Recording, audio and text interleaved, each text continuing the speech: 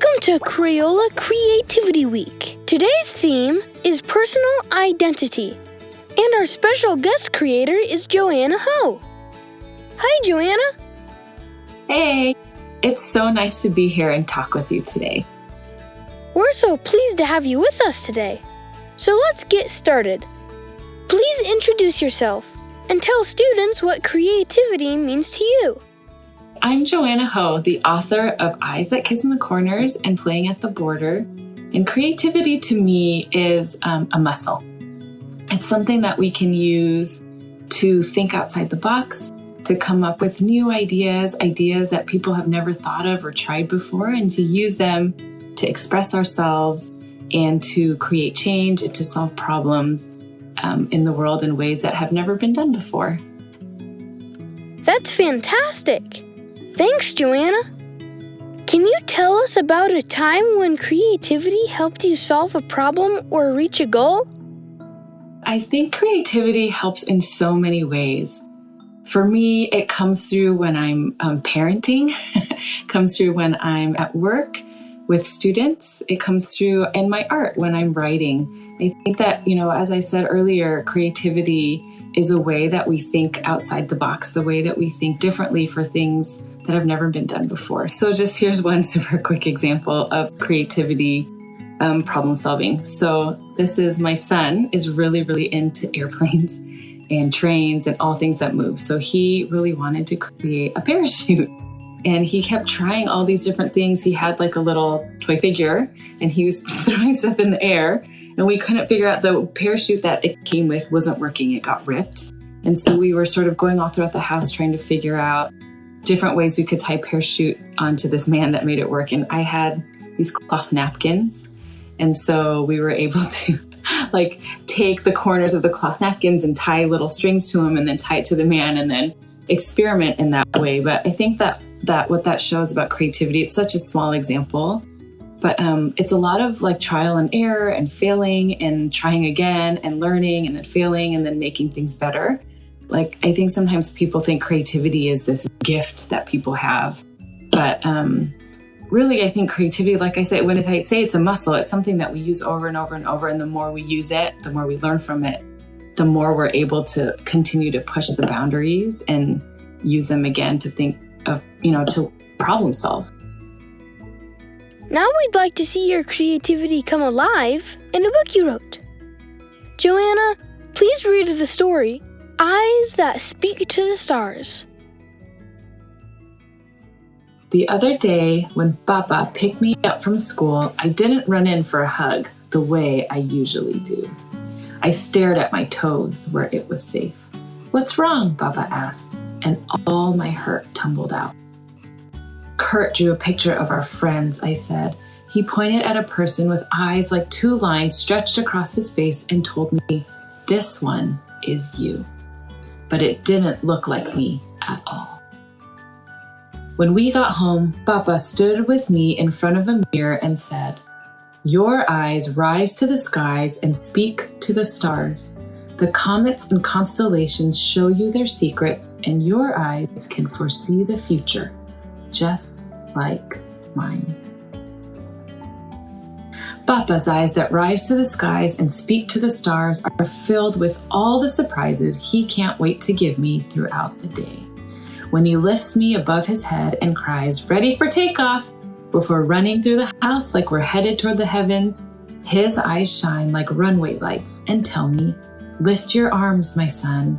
You're going to soar above the clouds." Papa always looks up and his eyes are just like Akong's. Akong's eyes that rise to the skies and speak to the stars gaze into the distance like they're looking at the world through lenses of time. The voices of ancestors whisper in his ears, speaking in lilting languages of rice paddies climbing mountains like stairways to the sky, Mazu's miracles showing mercy from on high, and mango milk from night markets lit with bulbs of light. Akong has an answer for every question I ask on our early morning walks, but when I hug him goodnight, he cups my face in his hands and looks at me like I'm the only answer that matters. Agong holds the wisdom of generations, and his eyes are just like Titi's. Titi's eyes that rise to the skies and speak to the stars are closed so long I grow an inch waiting for him to wake up. When Titi's eyelids finally flutter open, I orbit his crib, making funny faces and singing silly songs until his laugh grows so big it spreads up his cheeks and makes his eyes squeeze shut again. He looks at me like I'm the world, but he is the sun filling my days with light. Titi's eyes that rise to the skies and speak to the stars are just like mine. My eyes shine like sunlit rays that break through dark and doubt. They lift their sights on paths of flight that soar above the clouds. My eyes gaze into space and glimpse trails of light, inviting me into impossibilities. The comets and constellations show me their secrets because I am the emperor of my own destiny. I read a brighter future in the stars and will fight to make it reality. My eyes that rise to the skies and speak to the stars are visionary. They are Papa and Agong and Titi. They are me and they are powerful. What a fantastic story! Thanks so much for reading it to us. Now, could you tell us, how are eyes important windows to the world? I think our eyes, they reflect so much of our lives and who we experience and the world around us. And I try to do that in Eyes That Speak to the Stars to really show how much our lives really, our eyes are not just about reflecting ourselves as people, but they really are, physically passed down through our families and our ancestors. And so much of what they contain and what they show is the love that exists in our families, the experiences that exist. Sometimes, as in the story, sometimes it's the pain that we experience. That all comes through, in this case, quite literally through his eyes, because of his eyes, but also are expressed through his eyes. And I think the main character in the story really shows one of my feelings is that eyes reflect, not like the culture and the history and the traditions and the love, but also the things that we take in from the world around us. And so when we say that eyes are windows to the soul, I think that what we really are saying is that eyes are constant reflection of who we are. Your book is filled with family. What role does family have in exploring personal identity? Our families have a significant and tremendous role in helping us understand who we are. Our family certainly embodies a lot of our experience for many of us, not for everyone, but a lot of our experiences growing up. Agong in the story, he has stories upon stories that cover tradition and generation, both through his own personal experiences and also through, tales of like Mazu, who's a goddess of the ocean who protects people safely, across the seas.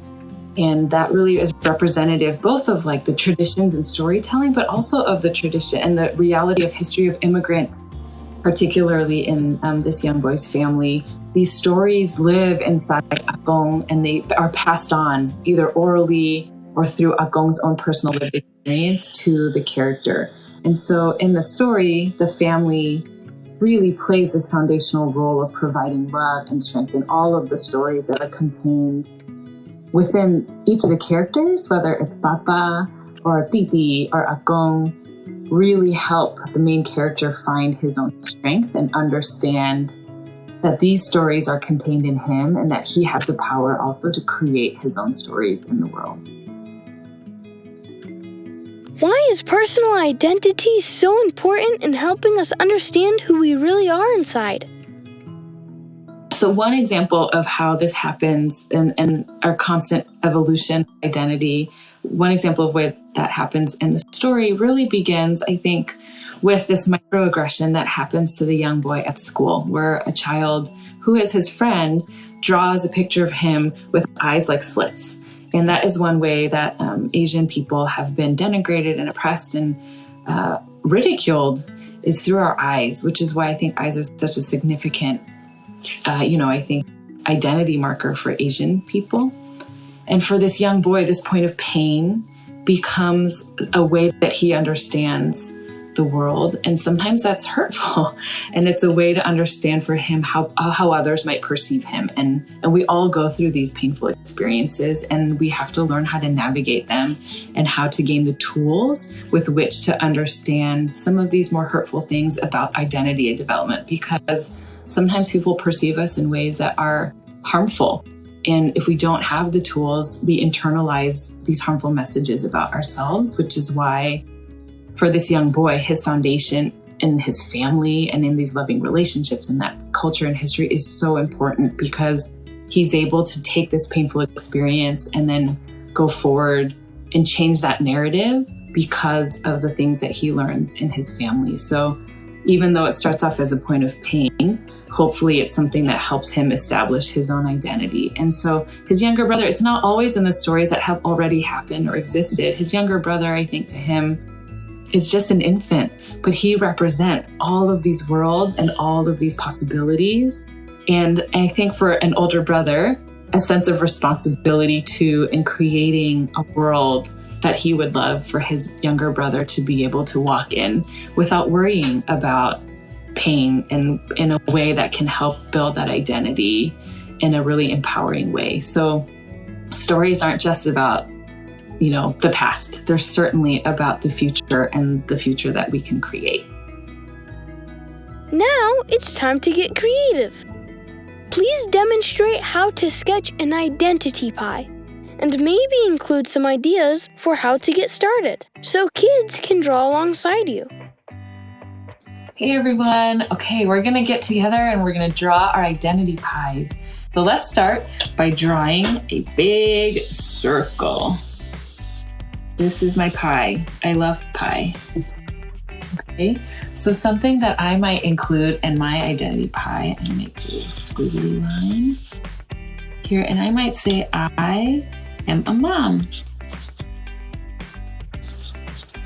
And I have 2 little kids. We are big, medium, and small. That's what we say. Okay. And then I would maybe add I'm Asian.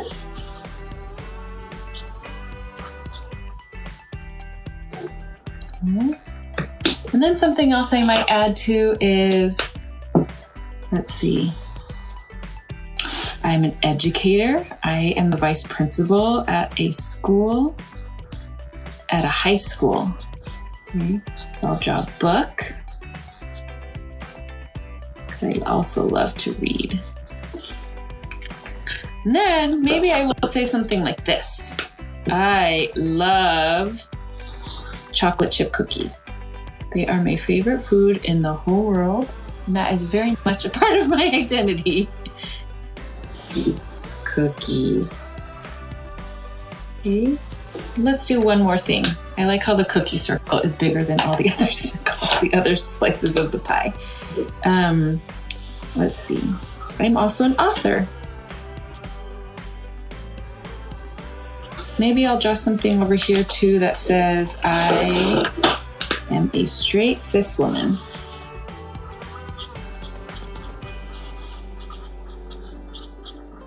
And that just means that I identify with the gender and the sex that I was born with. And let's see. And let's do one more. I love to read.